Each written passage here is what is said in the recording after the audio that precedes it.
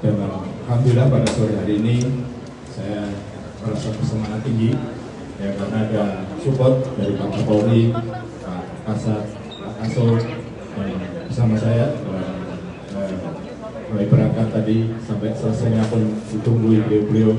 Tentunya ini menjadi awal yang sangat bagus dan sinergitas maupun soliditas kita ke depan untuk melaksanakan tugas sebagai Panglima TNI.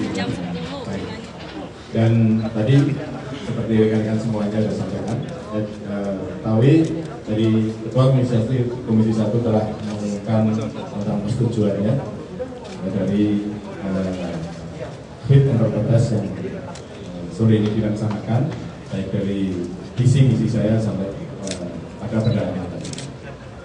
Kemudian yang tentunya yang menjadi perhatian saya nantinya tadi yang sudah disampaikan oleh Komisi 1 dalam pendalaman, mulai dari operasional baik di Aceh, di Papua, kemudian di Laut Cina Selatan, kemudian alutsista, kesehatan prajurit, ini semuanya jadi perhatian saya ya untuk nanti referensi tugas-tugas ke depan.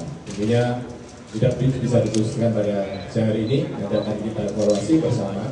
Ya, hal yang belum bagus nantinya akan kita evaluasi bersama dengan kepala staf angkatan dan untuk menuju ke depan yang lebih baik. Kemudian yang sudah baik akan kita lanjutkan karena memang perencanaan nanti di dalam 2023 kan sudah direncanakan di masuk anggaran 2022 di dalam anggarannya. Namun dalam pelaksanaannya dari 2023 saya akan lihat hal yang masih relevan bagus pasti akan tetap saya konsisten untuk melanjutkan.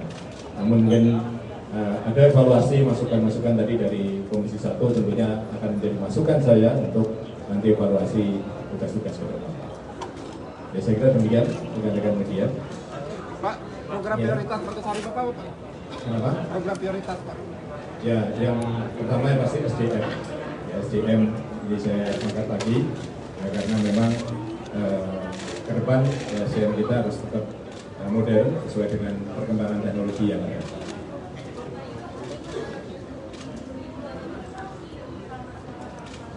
Kenapa?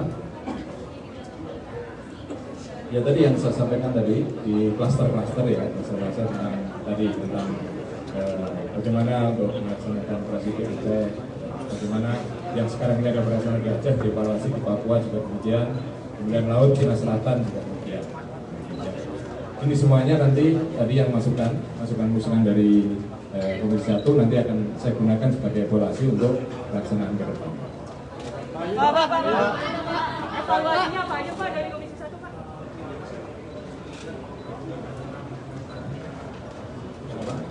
Soal keberadaan Panglima TNI Jenderal Muhammad Perkasa saat itu beliau tidak mendampingi dan jika tidak mendampingi mungkin dan alasan.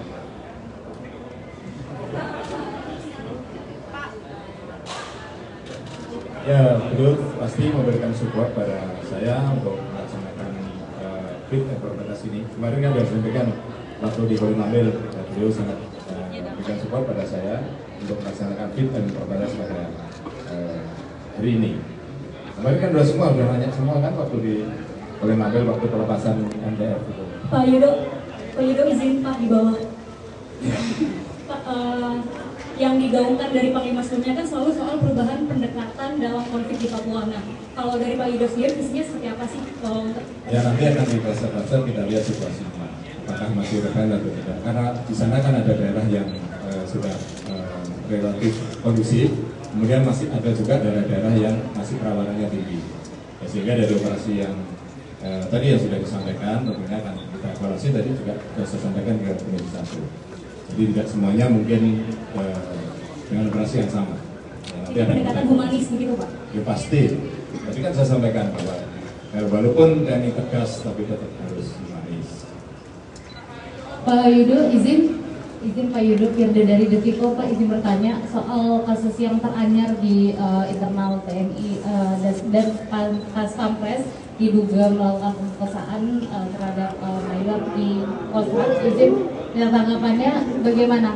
ada orientasi ke sana juga nggak, penindakan hukum di tubuh TNI nanti kedepannya jika memang disahkan sebagai panglima? Terima kasih. Ya, saya belum tahu itu, nanti akan kita cek dulu ya, karena ini matra negara, nanti kita akan ada puspom mat, ya, ada puspom-mal, ada puspom AU. Nanti pasti kalau sifatnya pidana, nanti pasti akan dilaksanakan proses hukum di pom masing-masing matra. Pak, izin Pak, kanan Pak. Pak izin soal ini kan memasuki tahun politik Pak. Nah TNI bagaimana untuk menjaga netralitasnya dan persiapan Bapak untuk memasuki tahun panas tahun politik? Terima kasih. Sekalian ya Pak ya, satu lagi Pak. Ini kan Pak Yudo menjabat menjadi Panglima TNI hanya 1 tahun dan ini banyak dilakukan oleh banyak orang untuk bagaimana membawa prajurit TNI dalam 1 tahun dan dibilang tidak akan ada terobosan dalam 11 bulan. Nah, jawabannya dari tanggapan dari Pak Yudo sendiri seperti apa? Banyak Pak. Ya sudah, tanggapannya seperti itu aja.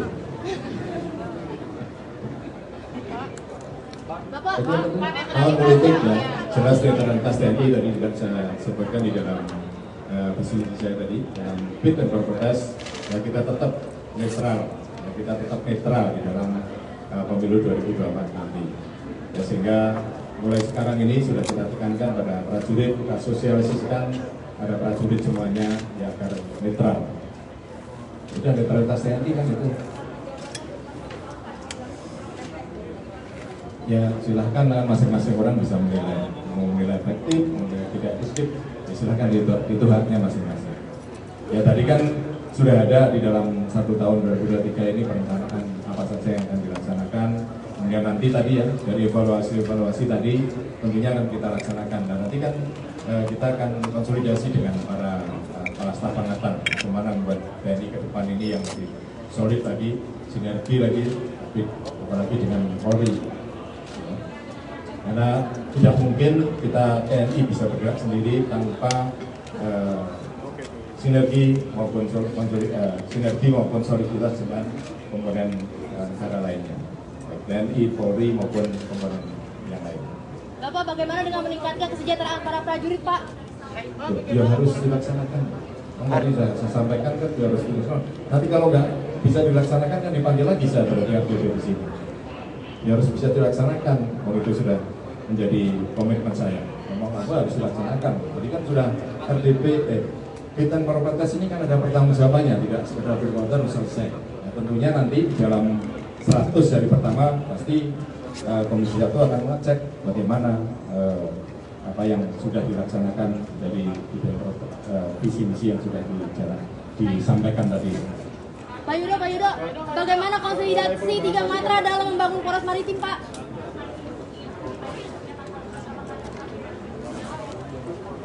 Ya itu tadi ya, jadi konstelasi negara kita ini adalah negara kepulauan, juga perempatnya adalah laut. Semua negara sudah mengakui bahwa negara Indonesia adalah negara maritim, apalagi dipertegas dengan visi Presiden tentang negara maritim. Dan tentunya nanti akan kita tadi termasuk kekuatan maritim kita tingkatkan, kemudian tadi mengamankan semua jalur laut, kemudian mengamankan pelayaran internasional, sehingga pelayaran internasional karena melalui mayoritas pelayaran nasional pasti melalui perairan Indonesia, jadi kewajiban kita untuk mengamankan, ya, untuk menjamin keamanan baik navigasi maupun keamanan dari perombakan dan sebagainya. Bapak izin Pak. Apa? Kenapa?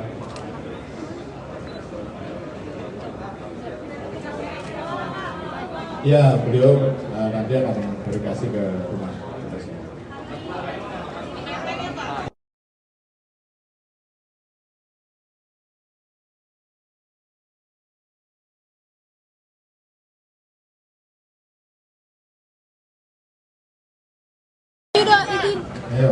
Izin Pak, bagaimana dengan meningkatkan kesejahteraan para prajurit Pak? Apakah ada langkah-langkah untuk dari Pak Yudo sendiri? Ya tadi juga sudah saya sampaikan, nanti kita evaluasi dengan uang lauk kita yang operasional itu, hak-haknya mereka sama operasional, dan juga tentunya kan dengan anggaran yang ada ini kan tidak mungkin langsung semuanya dinaik. Nah, tentunya kita melihat perkembangan dari anggaran kita ke depan, khususnya untuk belanja pegawai. Mas terkait Ya, anggaran kita komitmen, pasti saya yakin semuanya berkomitmen untuk meningkatkan kesejahteraan prajurit, apalagi dengan program perumahan prajurit. Nah, ini menjadi concern kita semuanya, dan saya yakin Komisi 1 juga banyak mendorong untuk DPR RI mendorong untuk kesejahteraan prajurit khususnya bidang perumahan. Jadi perumahan semuanya melalui SPSN yang sudah terbangun semua, baik di semua matra antara laut maupun udara.